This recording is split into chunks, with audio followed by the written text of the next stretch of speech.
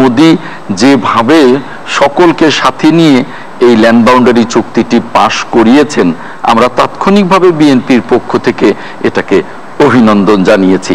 এবং আর একটি কারণে তিনি অনেক অনেক বেশি অভিনন্দন পাওয়ার যোগ্য, তিনি নির্বাচিত হবার পর তার পররাষ্ট্রমন্ত্রী সুষমা স্বরাজ যখন বাংলাদেশে এলেন, তিনি কিন্তু এসেই ঘোষণা করেছেন যে আমরা অতীতের মতো কোনো দলের সাথে সম্পর্ক রাখবো না, আমরা প্রধান প্রধান দলগুলোর সাথে, অর্থাৎ প্রধান প্রধান দলগুলোরই জনগণের সার্বিক প্রতিবেশী রাষ্ট্র, এই দেশের বাংলাদেশের কথা বলছি। সুষমা স্বরাজ পররাষ্ট্রমন্ত্রী যখন এলেন, তিনি বললেন যে আমরা সকল দলের সাথে এবং জনগণের সাথে সম্পর্ক রাখবো, আমাদের কোনো বিশেষ একটি দলের সাথে সম্পর্ক থাকবে না।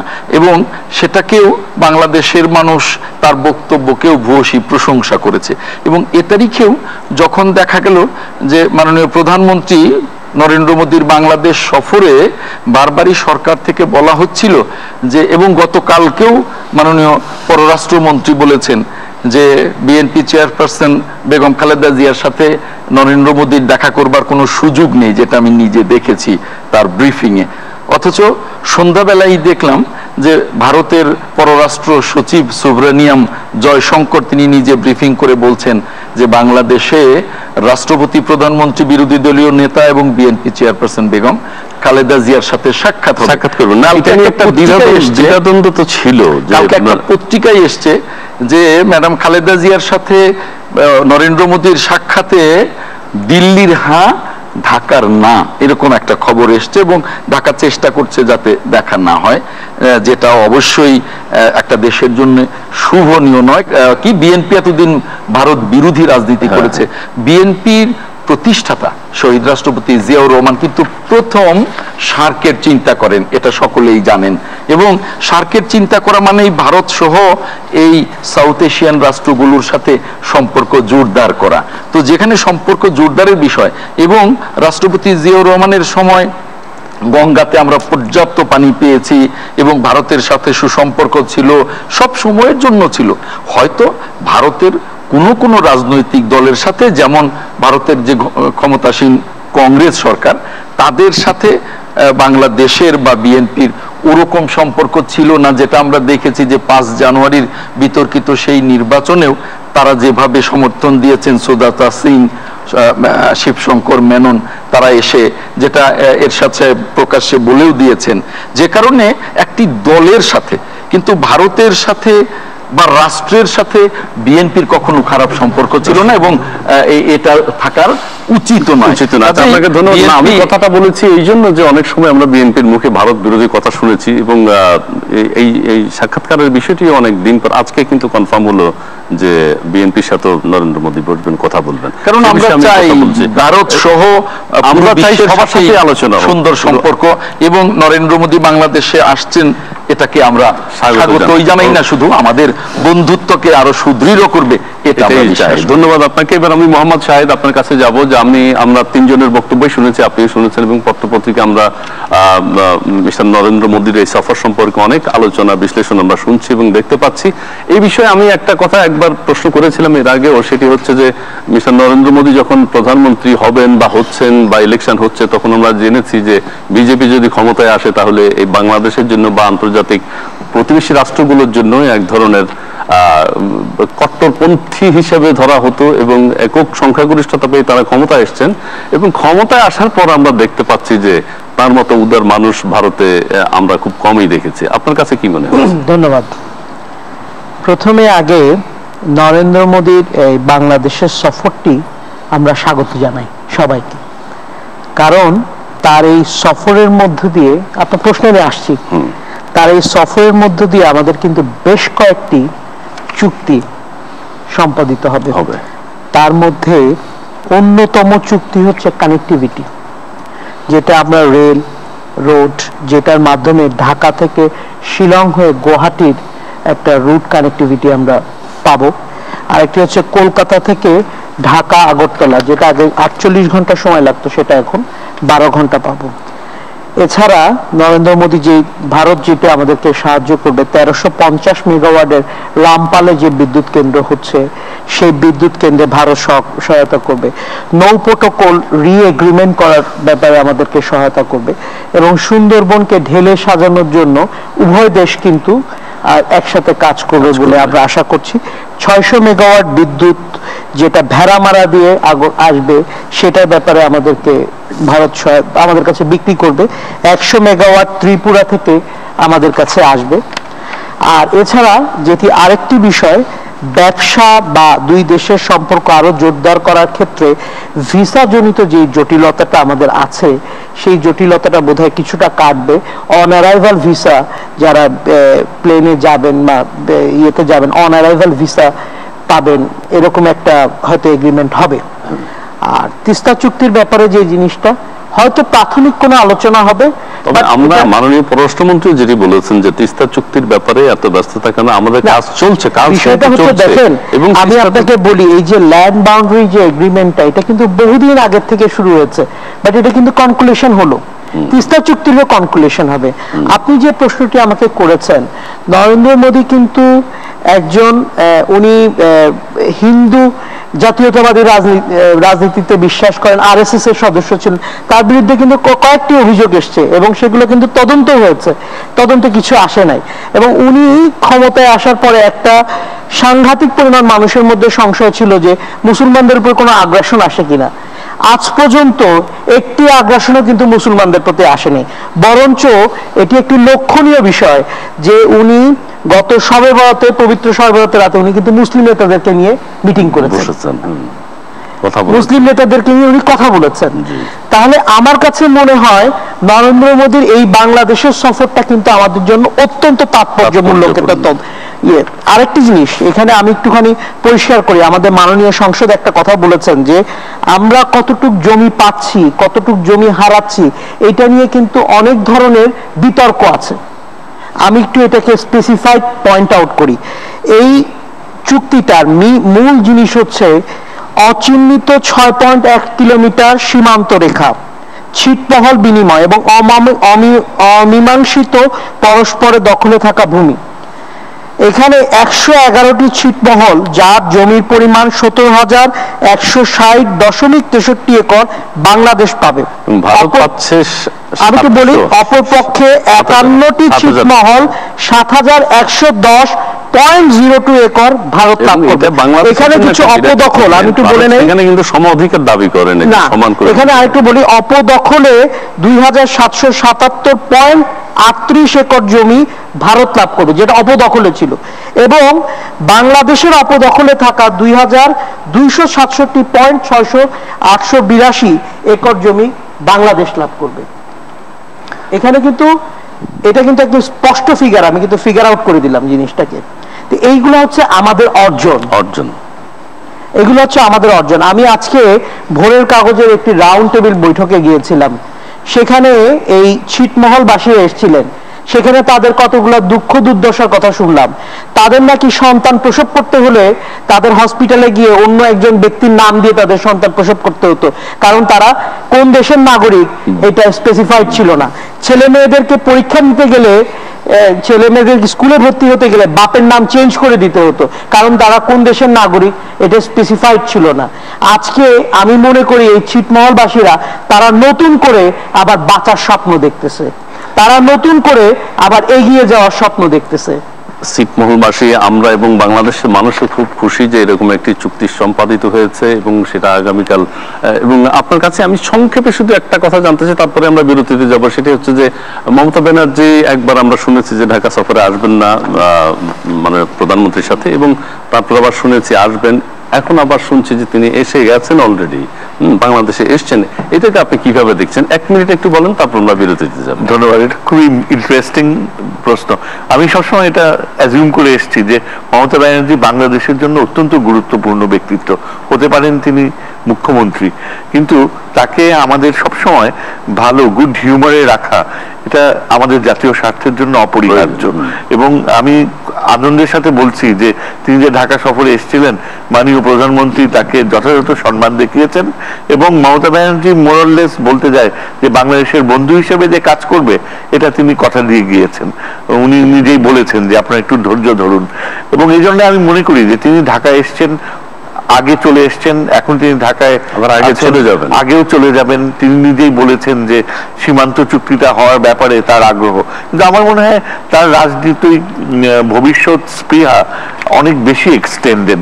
একটা ব্যাপার আমি আশা করি যে তিনি হয়তো বা পশ্চিমবঙ্গে ফেরত যে এটা তার জন্য সম্ভব, যে পশ্চিমবঙ্গে যেভাবে বলা হয় যে ওই 2016 সালের ইলেকশনের কথা চিন্তা করে তিস্তার কথা করবেন, আমার মনে হয় তার যে রাজনৈতিক গ্রহণযোগ্যতা রয়েছে ওয়েস্ট বেঙ্গলে, তিনি এমন কোন চ্যালেঞ্জ ফেস করবেন না 2016 সাল পর্যন্ত যেটা কিনা তার ওই তিস্তার বিষয়টা তার জন্য স্পর্শকাতর হয়ে যেতে পারে। আপনার কাছে আবারও আসবে, এবার আমরা নিচ্ছি আমাদের বিরতি। প্রিয় দর্শক, আপনারা দেখছেন নিটল টাটা ডেমোক্রেসি, আলোচনা করছি মোদির সফরের নতুন সম্ভাবনা নিয়ে।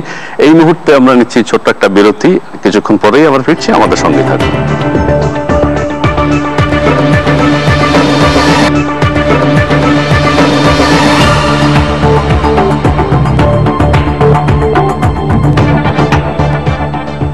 বিরতির পর আবারও স্বাগত। দেখছিলেন আরটিভির বিশেষ আলোচনা অনুষ্ঠান নিটল টাটা ডেমোক্রেসি। আপনাদের সাথে আছি আমি খন্দকার ইসমাইল, আর আলোচনা করছি মোদির সফরের নতুন সম্ভাবনা নিয়ে। এটি আমাদের জন্য অত্যন্ত গুরুত্বপূর্ণ আজকের আলোচনার বিষয়। শাহিদুজ্জামান সাহেব, আপনার কাছে ছিলাম, সেটি হচ্ছে মমতা ব্যানার্জিকে নিয়ে আপনি কথা বলছিলেন, কিন্তু তার সাথে যদি আমি আরেকটু যোগ করে দেই, আমাদের পররাষ্ট্রমন্ত্রী বলেছেন এবং ডক্টর গহর রিজভী বলেছেন যে তিস্তা চুক্তি নিয়ে এত যেহেতু এইবার হচ্ছে না, এত তাড়াহুড়া নাই, কিন্তু আলোচনা চলছে এবং সম্ভাবনার আলোচনা এবং ভালো আলোচনা, পজিটিভ আলোচনা, যেটা বাংলাদেশের স্বার্থে কাজ করবে সেই বিষয়ে আলোচনা চলছে, তিনি সেটি ব্যাখ্যা করেছেন। আপনি বিষয়টিকে কিভাবে দেখেন? আমার মনে হয় আমাদেরকে এটা একদম ক্লিয়ারলি মনে রাখতে হবে যে তিস্তা আমাদের জাতীয় স্বার্থে অত্যন্ত গুরুত্বপূর্ণ, অপরিহার্য, এবং এখন যে চলমান প্রক্রিয়াটা রয়েছে সেটাকে ধরে রাখতে হবে। অর্থাৎ ভারতকে আমার মনে হয় এই যে নতুন একটা অ্যাপ্রোচ, যে বাংলাদেশের প্রতি আরো আস্থাশীল, নির্ভরশীল করে তোলা, এর মাধ্যমে তিস্তার একটা ফল পাওয়া যাবে আমরা ধরে নিতে পারি। এখানে হয়তো দর কষাকষি হচ্ছে যে মমতা আরো বেশি পানি চাচ্ছে ওয়েস্ট বেঙ্গলের জন্য, এবং বাংলাদেশ তার পজিশনে। মমতা ব্যানার্জি যেটি চাচ্ছেন যে তাদেরও কিছু স্বার্থ আছে আমার মনে হয় তিস্তা চুক্তি নিয়ে। তিস্তা চুক্তি যদি স্বাক্ষরিত হয়, পানি বন্টন চুক্তিটা যদি হয়, সেই বিষয়টি আপনি কি বলেন? অবশ্যই, ওই কারণে হতে একটু দেরি হচ্ছে, চিন্তা ভাবনা করে হচ্ছে। তারা এটা দেখছে যে এখানে সিকিমের ব্যাপারটাকে নতুন করে চিন্তা করা উচিত। মমতা মোদির ব্যাপারে তার চিন্তা ভাবনা হবে এরকম যে এর ফলে যেন এই চুক্তিটা করার আগে বা করার ফলে মোদি যেন পশ্চিমবঙ্গে কোনো পলিটিক্যাল ডিভিডেন্ড বেশি অর্জন না করে। আর তাছাড়া সিকিমের সাথে আবার রিনেগোশিয়েট করার একটা ভারতীয় ইন্টারনাল একটা ব্যাপার রয়েছে, যেটা গহর রিজভী আজকে ঢাকা বিশ্ববিদ্যালয়ে পয়েন্ট আউট করেছে। আমরা আমাদের পজিশন মোরাললেস ক্লিয়ার করেছি এবং আমরা আশা করি যে আমরা আমাদের এই পজিশন হোল্ড করতে পারবো। এরপরে আমরা যদি মোদির ব্যাপারটা দেখি, কালকে যে আলোচনা হবে, এই যে 2 দিন মোদির সফর, একটা ব্যাপারে আমার মনে হয় বাংলাদেশ সহানুভূতিশীল হতে হবে ভারতীয় প্রধানমন্ত্রীর প্রতি। যে ঘটনা ঘটে গিয়েছে মণিপুরে, 18 জন ভারতীয় সৈনিক মৃত্যুবরণ করেছে, তারা একটা, এবং আপনি এটা ধরে নিতে হবে যে মোদি কালকে যখন ঢাকায় আসবে তিনি কিন্তু একটু ক্ষুণ্ণ মন নিয়ে আসবে। 4 জন মুখ্যমন্ত্রী যাদের ঢাকায় আসার কথা ছিল আগামীকাল, তারা আসছে না, অলরেডি জানান দিয়েছে। তারা হয়তো এটার সাথে কিছুটা সম্পৃক্ততা থাকতে পারে। সুতরাং আমাদেরকে সিম্প্যাথেটিক হতে হবে মোদির প্রতি, একটা বন্ধুসুলভ সম্পর্ক গড়ে তোলার, এবং এটা প্রাইম মিনিস্টারের জন্য, আমাদের মাননীয় প্রধানমন্ত্রীর জন্য একটা প্লাস পয়েন্ট হিসেবেই কিন্তু এমার্জ করবে, কাজ করবে। ধন্যবাদ আপনাকে। স্যার, উইথ ডিউ রেসপেক্ট, বিরোধী দলীয় নেত্রী সত্যিকার অর্থে কিন্তু বেগম খালেদা জিয়া নয়, এটা কিন্তু রওশন এরশাদ। আচ্ছা, তানজিল ইসলাম, আপনার কাছে আসি যে আমাদের এখানে যেমন 20টির মতো চুক্তি স্বাক্ষরিত হবে এবং সড়ক, রেল, নৌ যোগাযোগ ব্যবস্থার উন্নয়নের জন্য আলোচনা হবে, অন্য প্রদেশের মুখ্যমন্ত্রী ব্যবসায়িক সম্পর্ক জোরদারের চেষ্টা করা হবে, এবং এই যে চুক্তিগুলো হবে বাংলাদেশের অর্থনৈতিক ক্ষেত্রে কি কি প্রভাব ফেলবে এবং বাংলাদেশের অর্থনৈতিক উন্নয়নে কি ভূমিকা রাখবে এই চুক্তিগুলো, সেটা যদি একটু নিঃসন্দেহে এই জাতীয় চুক্তিগুলোর মাধ্যমে বাংলাদেশ অভূতপূর্ব সম্ভাবনার দ্বার উন্মোচিত হবে। শুধু বাংলাদেশ না, ভারতও একইভাবে উপকৃত হবে। তো আমি আপনার এটা নিয়ে অ্যানালাইটিক্যাল বক্তব্য রাখার পূর্বে আমি একটা বিষয় নিয়ে এখানে কিছুটা বিতর্ক সৃষ্টি হয়েছে। আমি সাধুবাদ জানাই বিএনপির পক্ষ থেকে আজকের 44 বছরের স্বাধীনতার পরে ভারতের সম্বন্ধে এরকম পজিটিভ কথা একটা আমরা পজিটিভ বক্তব্য শুনছি, যেটা নাকি আমরা এতদিন পর্যন্ত আমাদের এই 44 বছর গোটা জাতি কিন্তু ক্ষতিগ্রস্ত হয়েছে বিভিন্নভাবে এবং বিভিন্ন ধরনের উস্কানির মাধ্যমে আমাদের হারমোনিটাকে নষ্ট করা হয়েছে। এবং আমরা বঙ্গবন্ধুর নির্মম হত্যাকাণ্ডের পরে আমরা লক্ষ্য করেছি আপনি বলতে চান যে আমরা যারা নাকি এই ভারত স্বাধীনতার যুদ্ধে আমাদের 1 কোটি লোককে আশ্রয় দিয়েছে, স্বাধীনতার যুদ্ধে আমাদেরকে মুক্তিযোদ্ধাদেরকে সহযোগিতা করেছেন, আমাদেরকে ট্রেনিং দিয়েছেন, অস্ত্র দিয়েছেন, এগুলা সত্ত্বেও বঙ্গবন্ধুকে নির্মম হত্যার পরে দেখা গেছে যে ভারতের স্বাধীনতার যুদ্ধে যারা নাকি আমাদেরকে সহযোগিতা করছিল তাদের বিপক্ষে তৎকালীন সরকারগুলার একটা প্রকাশ্য অবস্থান আমরা লক্ষ্য করেছি এবং এটা অব্যাহত ছিল এই আজকের ভারতের মাননীয় প্রধানমন্ত্রী নরেন্দ্র মোদী সাহেবের আগমনের পূর্বক্ষণ পর্যন্ত। সঙ্গত কারণে এটাকে আমি সাধুবাদ জানাবো। তার সাথে এখন এটা নিয়ে আবার কিন্তু আমরা এখনই খুব উল্লসিত হতে পারি না, এই কারণে যে কারণ এটা যে কতটুকু মনের ইচ্ছার উপরে এবং কতক্ষণ স্থায়ী হবে। কারণ আমাদের বিএনপির চেয়ারপারসন ম্যাডাম খালেদা জিয়া 2013 কি 12 সালের শেষের দিকে উনি একবার ভারত সফর করেছেন। ঠিক একইভাবে ভারতে থাকা অবস্থা এবং বাংলাদেশে ফিরে আসার সাথে সাথে উনি ভারতের সাথে কোন রকম বৈরী নয়, মৈত্রী সম্পর্কের কথা উনি খুব জোরালোভাবে বললো। কয়েকদিনের ব্যবধানে আবার উনি ওনার পরিবর্তন ঘটেছেন। আমি শেষ করে দিই, তো এগুলা আমি মনে করি যে যাই হোক ওনাদের এই মনোভাবে যদি পরিবর্তন ঘটে এবং আমরা আমাদের সকল প্রতিবেশীর সাথে সুসম্পর্ক বিদ্যমানের মাধ্যম দিয়ে আমরা উপকৃত হতে পারি, তারা উপকৃত হতে পারি এবং সকল ক্ষেত্রগুলো আমাদের উন্মোচিত হতে পারে। ধন্যবাদ আপনাকে, ধন্যবাদ। আপনার কাছে আবার আমরা আসবো। আচ্ছা, একটা মৈত্রীর একটা সুসম্পর্ক প্রতিবেশী রাষ্ট্রের সাথে, এবং উনি বলেছেন যে এবং আমরাও যেটা জানি যে ভারত বিরোধী একটা মনোভাব ছিল এবং একটা পরিবর্তন হয়েছে, পরিবর্তন এসছে। এই পরিবর্তন কতদিন থাকবে বলে আপনি মনে করেন? এবং আমরাও আশা করি যে প্রতিবেশী রাষ্ট্রের সাথে একটা সুসম্পর্ক আমাদের থাকা উচিত, এবং সেটা আপনারাও মনে করেন? আমরাও মনে করি। দেখুন, ভারত আমাদের প্রতিবেশী এবং একটা বিশ্ব পরাশক্তিতে রূপ নিয়েছে। ভারতেরও বাংলাদেশকে প্রয়োজন, একটি স্থিতিশীল, একটি সমৃদ্ধ গণতান্ত্রিক বাংলাদেশ প্রয়োজন, আর বাংলাদেশেরও ভারতের মতো প্রতিবেশী প্রয়োজন যাদের সাথে চিরস্থায়ী একটা বন্ধুত্বমূলক সম্পর্ক প্রয়োজন। যে কারণেই নরেন্দ্র মোদী সেটা অনুভব করতে পেরেছেন বলেই তিনি বলেছেন যে কোনো বিশেষ দলের সাথে নয়, সামগ্রিকভাবে বাংলাদেশের সাথে তিনি বন্ধুত্ব করতে চান। এবং সেই উদ্যোগটাকে আমরা সারা বাংলাদেশের রাজনৈতিক দলগুলো এবং বিএনপি আমরা স্বাগত জানিয়েছি, যেটা আগে আমরা কংগ্রেস সরকারের কাছ থেকে পাই নাই।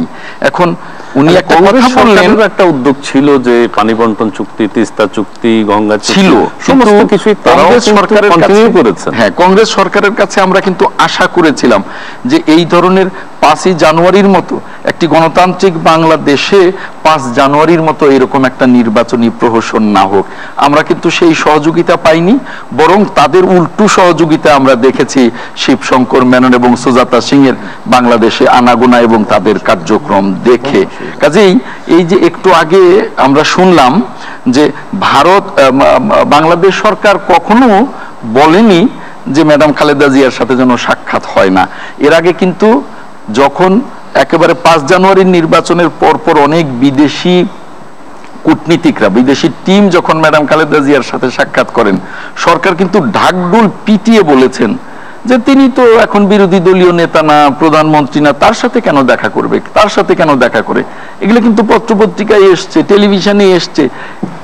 এবারে সফর নিয়ে কি আওয়ামী লীগের বা সরকার দলের কোনো ভূমিকা ছিল? ভূমিকা ছিল। গতকালকে আপনি হয়তো পররাষ্ট্রমন্ত্রীর ব্রিফিং শুনতে পারেন, উনি পরিষ্কার বলেছেন যে বিএনপি চেয়ারপারসন বেগম খালেদা জিয়ার সাথে দেখা করবার কোনো সুযোগই নেই। না, ব্রিফিংটা আমি শুনেছি, কিন্তু তিনি বলেছেন যে পরেই ভারতের পররাষ্ট্রমন্ত্রী বলেছেন, বাংলাদেশের পররাষ্ট্রমন্ত্রীর যে নেগেটিভ ব্রিফিং, পরে ভারত এটা পরিষ্কার করেছেন।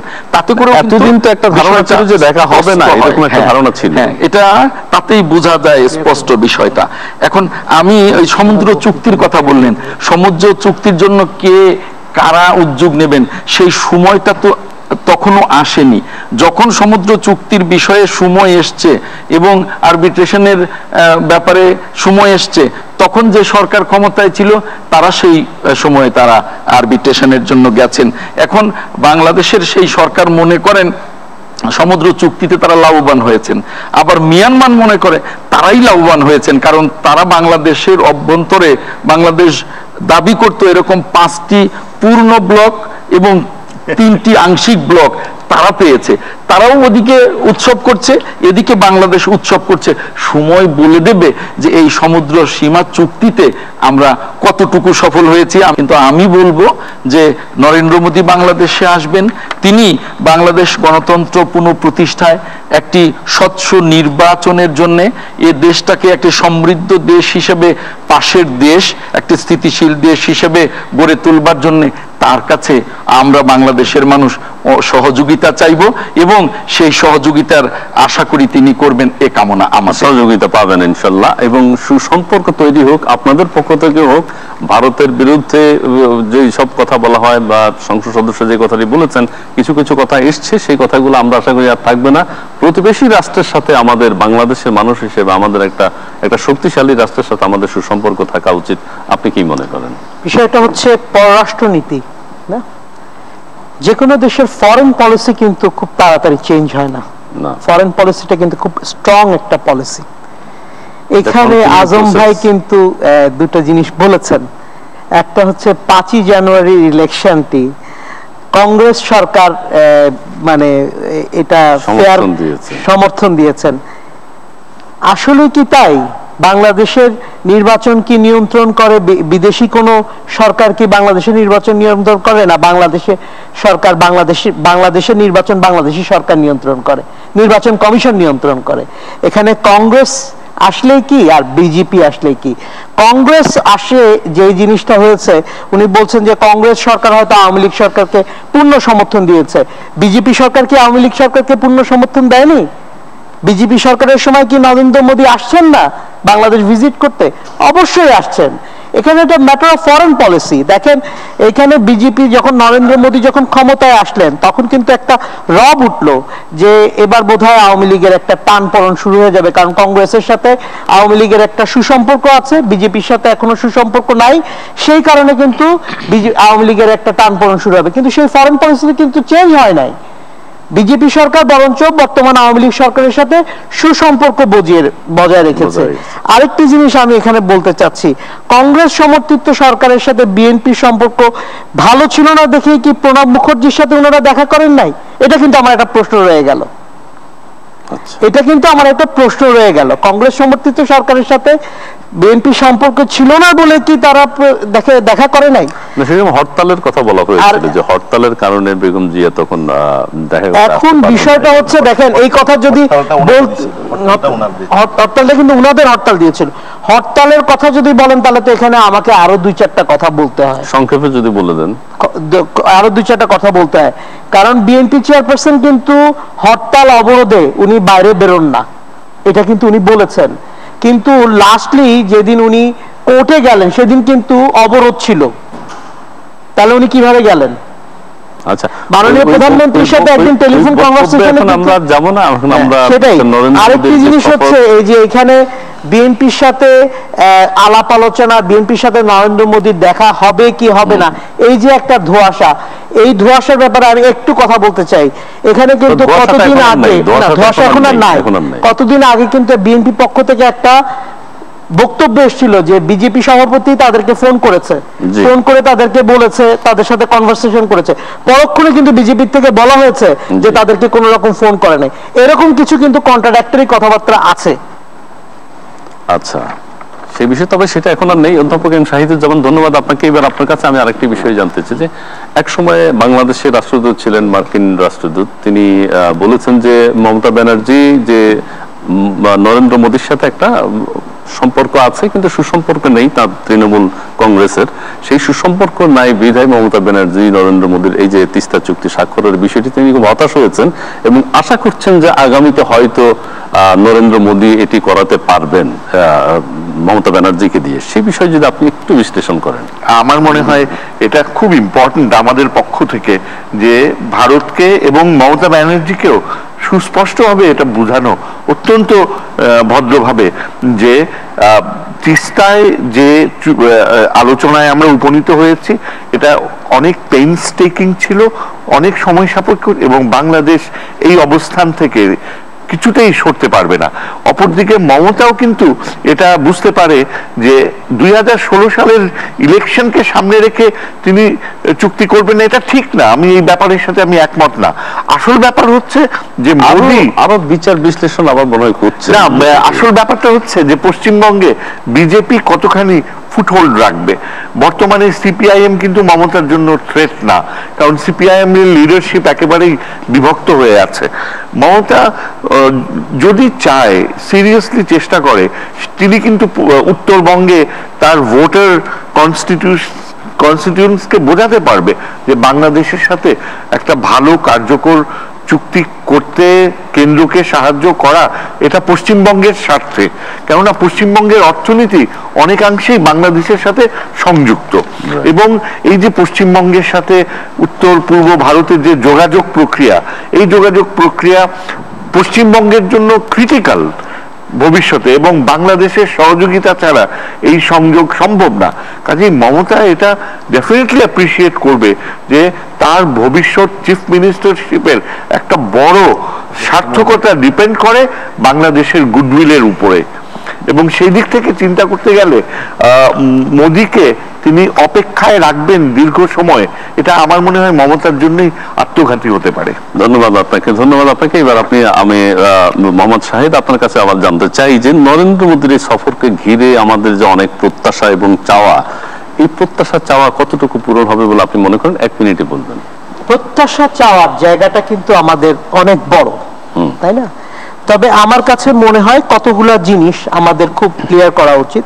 আমাদের মিডিয়া না, আমাদের মিডিয়া কিন্তু ভারতীয় মিডিয়ার কিন্তু একটা বড় অংশ কিন্তু বাংলাদেশের জায়গা দখল করে আছে এবং আমি দৃঢ়ভাবে বিশ্বাস করি আগামীকালকে নরেন্দ্র মোদী আসার পরে বাংলাদেশ মিডিয়া যাতে ইন্ডিয়ান মিডিয়াতে জায়গা দখল করতে পারে, আজকে 10টায় আসবেন যখন উনি, আমরা আশা করব যে এই মিডিয়ার জায়গাটুকুনি আমরা যাতে ওইখানে দেয়। আমাদের ভারতের পণ্য আমরা ব্যবহার করছি, ইনফ্যাক্ট আমরা এই যে প্রোগ্রামে পণ্যের অত প্রচার ভারতে হচ্ছে না, বাংলাদেশের পক্ষ থেকে হয়তো একটা দাবি থাকবে বিভিন্ন সময়। আমি একটু বলি নরেন্দ্র মোদীর পার্সোনালিটি নিয়ে একটু বলি। আমি আজকে ভোরের কাগজের রাউন্ড টেবিল বৈঠকে বলেছি, ওনার একটি লাল কেল্লায় আমি একটি ভাষণ শুনেছিলাম। এই ভাষণে কিন্তু উনি একটি কথা পরিষ্কারভাবে বলেছেন যে দেখেন, আমার পূর্ববর্তী যেসব প্রধানমন্ত্রী ছিল আমি কারো সমালোচনা করব না, তারা দেশটাকে এই যে পর্যন্ত এনেছে, আমি দেশটাকে এখান থেকে আরো আগিয়ে নিয়ে যাব। এটা কিন্তু আমাদের বাংলাদেশের রাজনীতিবিদদের জন্য একটি শিক্ষণীয় জিনিস, আমরা সমালোচনা না করি। আরেকটি কথা আমি বলতে চাই যে আমরা এই নরেন্দ্র মোদীর আশাকে নিয়ে কোন দল রাজনীতি না করি, তার এই আশাটাকে আমরা স্বাগত জানাই। ধন্যবাদ আপনাকে। এবার আমরা আহমেদ আজম খান আপনার কাছে একটু প্রত্যাশার কথাটা যদি 1 মিনিটে একটু বলেন। প্রত্যাশার কথা বলে 1 মিনিটের মধ্যেই বলি আমি লাইনে লাইনে। উনি একটা কথা বলেছেন যে ফরেন পলিসি, প্রত্যেকটা দেশের সরকারের যখন পরিবর্তন হয় কিছুটা হলেও ফরেন পলিসি চেঞ্জ হয়। যেমন এবার নরেন্দ্র মোদী যেভাবে বাংলাদেশে এসছেন এবং তার পররাষ্ট্রমন্ত্রী আগেই বলেছেন যে আমরা দলের সাথে নয় দেশের সাথে সম্পর্ক করব, তাহলে ফরেন পলিসির কিছুটা হলেও চেঞ্জ হয়েছে এবং গুণগত চেঞ্জ হয়েছে। কাজে এর আগে দলের সাথে সম্পর্ক ছিল না, এর আগে আমরা সেরকমই দেখেছি যে দলের সাথে, বিশেষ দলের সাথে এই সম্পর্কটা বেশি দেখেছি। কাজেই ওনার কথাটা সুন্দরই বলেছেন, কিন্তু একটু চেঞ্জ হবে। আর প্রণব মুখার্জির সাথে দেখা না হওয়াটা অবশ্যই দুঃখজনক, অবশ্যই দুঃখজনক। কিন্তু ওই সময়ে ম্যাডাম খালেদা জিয়ার জীবনের ঝুঁকি ছিল, এই জন্য যে ওই সময়ে হরতাল ছিল, এবং ওনারা বলেছেন যে হরতাল বিএনপি ডেকেছিল, বিএনপি হরতাল ডাকেনি।